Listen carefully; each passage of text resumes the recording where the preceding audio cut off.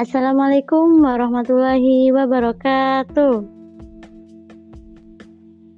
Oke teman-teman, kali ini kita ketemu di acaranya podcast Himpunan Mahasiswa Psikologi Islam Universitas Muhammadiyah Ponorogo. Nah, buat kalian yang jarang banget ya kalian dengar psikologi Islam di UMPO, memang teman-teman psikologi Islam di UMPO itu prodi terbaru. Kita masih berjalan 2 tahun dan alhamdulillahnya kita sudah bisa mendirikan himpunan. Nah, di dalam himpunan itu banyak bidang dan pastinya banyak anggotanya ya teman-teman. Buat kalian yang kepo dan penasaran, kalian boleh komen di bawah ya. Nah, di podcast kali ini kita akan membahas tentang body shame. Nah, pasti kalian udah gak jarang lagi ya dengar istilah body shaming itu. Jadi body shame itu adalah tindakan mengomentari bentuk tubuh kita. Nah, salah satu contohnya tuh kayak gini. Aneh banget sih muka lo, gendutan deh, kayak gitu. Itu salah satu contohnya dari body shaming teman-teman. Nah, padahal kan body shaming itu kan dilarang ya teman-teman. Karena itu tuh bisa membuat si korban itu depresi, terus bisa juga si korbannya itu bunuh diri. Nah, di kesempatan kali ini kita bakal membahas tuntas tentang body shaming. Di sini aku juga nggak sendiri, aku ditemani narasumber yang keren banget teman-teman. Di sini langsung saja, silahkan buat narasumber, buat Bu Afid, perkenalan Bu. Oke, terima kasih. Assalamualaikum warahmatullahi wabarakatuh. Waalaikumsalam warahmatullahi wabarakatuh. Sebelumnya saya ucapkan terima kasih banyak untuk teman-teman Himapsi ya yang sudah mengundang saya untuk sharing bersama. Jadi memang ini temanya sangat luar biasa sekali ya. Kemarin waktu saya dikasih tahu, wah ini memang sedang banyak dialami gitu, apalagi di sekitar kita gitu ya, di usia-usia remaja, enggak dewasa awal gitu. Perkenalkan, saya Afitria Rizkiana, biasa dipanggil Afid gitu ya. Jadi saya juga mengampu mata kuliah psikologi Islam di Universitas Muhammadiyah Ponorogo. Tuh. Gitu. Oke, terima kasih kepada Bu Afid dan langsung saja ya Bu kita ke pembahasan body shaming gitu ya Bu. Iya. Ya, untuk mempersingkat waktu juga. Sebenarnya itu apa sih Bu body shaming itu? Ya, jadi body shaming itu sebenarnya adalah suatu perilaku di mana seseorang itu mengomentari penampilan fisik orang lain. Nah, sebenarnya menurut yang mengomentari ini, mereka tidak punya niat negatif ya. Jadi meskipun menurut dia ini niatnya positif maupun negatif, tapi secara tidak disadari itu bisa menyinggung orang yang dikomentari. Nah, sehingga ini bisa saja kita sebut sebagai tindakan bullying. Tuh, biasanya kan yang dikomentari itu adalah seputar fisiknya ya, kayak yang dibilang tadi Cynthia tadi ya. Iya, biasanya kok kamu jadi gemukan gitu, kayaknya kamu lebih bagus kalau agak kurusan dikit deh. Atau biasanya kamu emang sekarang sering di luar ya, kok kulitnya jadi agak hitaman. Nah, mungkin menurut dia itu adalah hal yang biasa gitu ya, untuk mencairkan suasana. Tapi kita nggak tahu dari yang penerima komentar itu nangkapnya seperti apa. Nah, bisa jadi itu malah bisa membuat dia merasa, wah fisikku dinilai nih, wah kok aku jadi gini ya. Akhirnya dia menjadi kurang percaya diri dengan penampilan fisiknya. Kemudian kalau parah banget, akhirnya kayak yang dibilang Cynthia tadi, akhirnya depresi, kemudian bisa juga mengarah ke bunuh diri gitu. Oke, jadi body shaming itu bisa membuat si korban itu kayak insecure, nggak percaya diri gitu ya Bu? Iya betul, karena kan terkait penilaian ya. Kita kalau misalnya dinilai, apalagi dinilai secara negatif, itu kan bisa jadi kita menjadi melabel kita sendiri juga kan.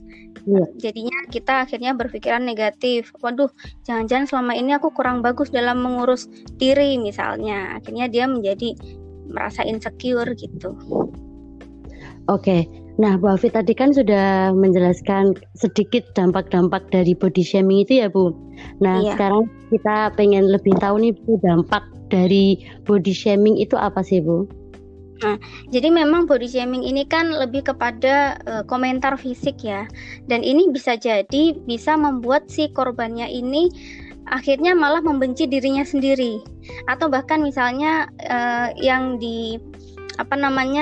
dikomentari misalnya gemuk atau kurus. Nah, ini bisa membuat si yang dikomentari ini pola makannya menjadi berubah. Misalnya ketika dia dikomentari menjadi, kok kamu jadi gendut sih? Nah, itu bisa mempengaruhi dia akhirnya menjadi memiliki gangguan, misalnya gangguan makan ya, anoreksia kayak gitu. Jadi itu yang mempengaruhi pikiran dia, kemudian akhirnya mempengaruhi juga ke pola makannya.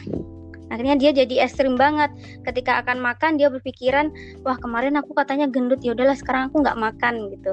Atau mungkin misalnya kemarin ada yang komentar dia kurus gitu. Nah akhirnya setelah itu dia jadi makan yang banyak gitu, dan itu sampai tidak terkontrol. Nah itu kan bisa juga nanti akhirnya resikonya adalah obesitas. Itu juga bisa menimbulkan gangguan mental juga. Misalnya dia memang ada indikasi insecure duluan ya, atau kurang percaya diri. Nah ketika orang yang sudah awalnya itu sudah ada indikasi kurang percaya diri, kemudian dikomentari secara fisik gitu, nah itu akan terus menerus menjadi pikirannya dia, akhirnya menjadi depresi karena terlalu berpikiran tadi ya. Kemudian kalau sangat parah banget akhirnya ujung-ujungnya ya bunuh diri itu tadi. Iya. Berarti bisa dibilang nggak bersyukur atas diri sendiri ya Bu, karena omongan orang lain tadi. Iya betul. Jadi mereka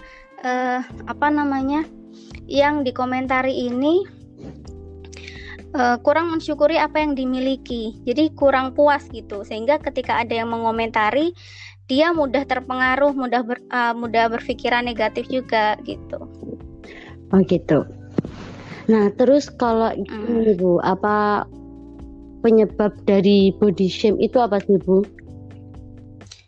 Jadi sebenarnya kalau alasan orang-orang yang melakukan body shaming itu sangat beragam ya. Misalnya sebenarnya awalnya itu niatnya hanya ingin mencairkan suasana gitu. Misalnya ketika lama sekali tidak bertemu temannya gitu. Nah itu kan cenderung biasanya, wah kok kamu jadi kurusan sih gitu. Nah itu sebenarnya niatnya untuk mencairkan suasana karena mungkin mencari topik pembicaraan, tapi ternyata itu mengarah ke body shaming itu tadi ya. Iya. Dan malah itu bisa membuat si yang dikomentari ini merasa kurang percaya diri.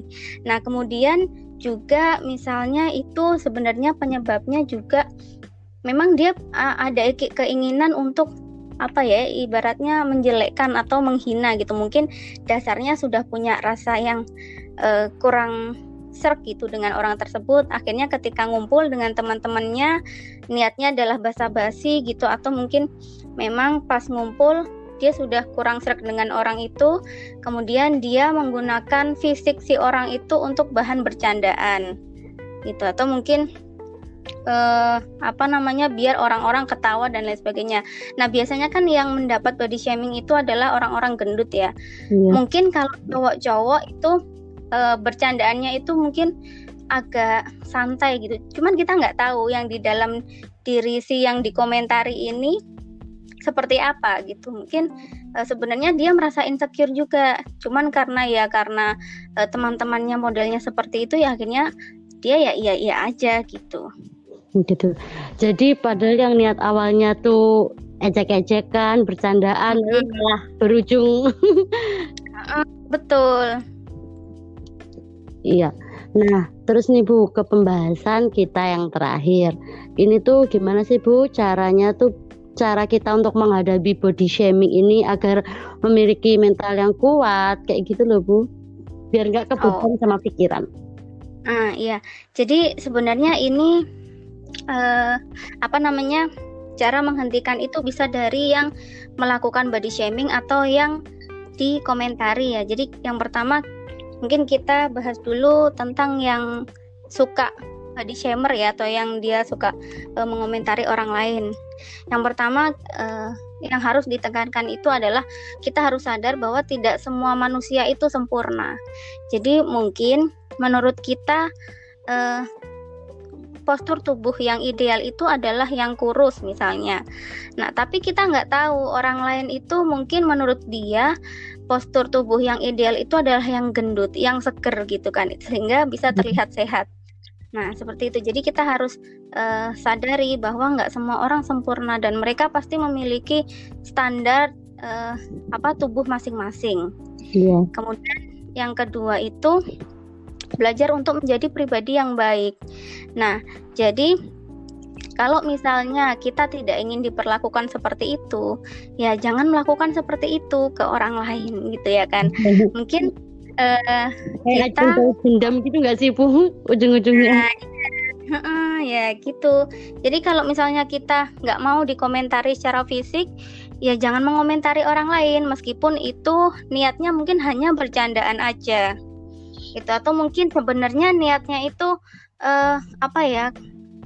biar si temannya ini mengubah pola makan biar sehat gitu. Tapi kita nggak tahu si penerima komentar ini nangkapnya seperti apa. Tuh. Nah, kemudian yang ketiga itu berhenti untuk sibuk memikirkan orang lain. Nah, mending memikirkan diri sendiri kan daripada memikirkan orang lain, apalagi mengomentari fisik orang lain gitu kan. Belum tentu fisik kita pun juga sempurna di hadapan orang lain gitu. Kemudian yang keempat itu coba mencari topik yang lebih seru gitu. Jadi misalnya ketika orang itu ingin mencairkan suasana kan ya, kayak yang saya bilang tadi itu, dia mencairkan suasana dengan cara body shaming gitu, secara tidak sengaja menyakiti hati orang lain. Nah, itu mending diganti aja topiknya, jangan mengenai fisik orang lain gitu. Misalnya dia cari bahan obrolan atau candaan lainnya yang bisa membuat orang lain itu tidak tersakiti. Nggak usah menyebut-nyebut fisik orang lain gitu ya.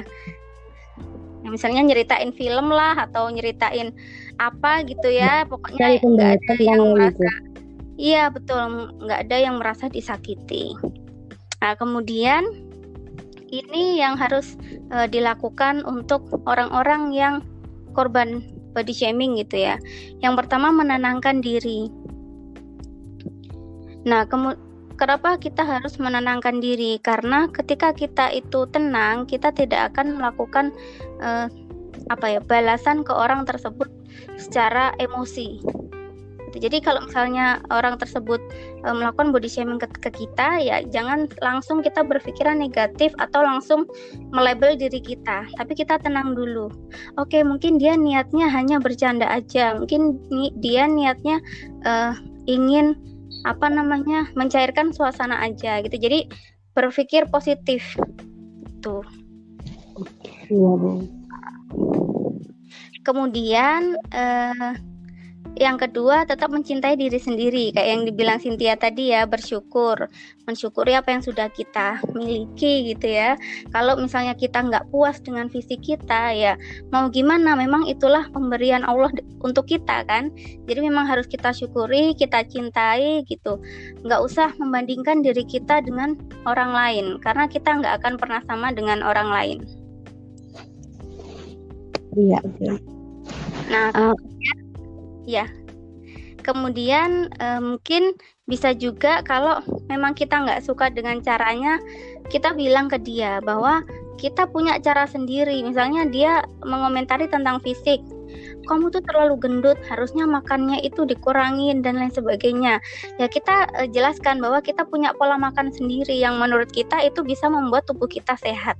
Entah nanti jadinya gendut atau kurus, ya itu saya yang punya tubuh gitu.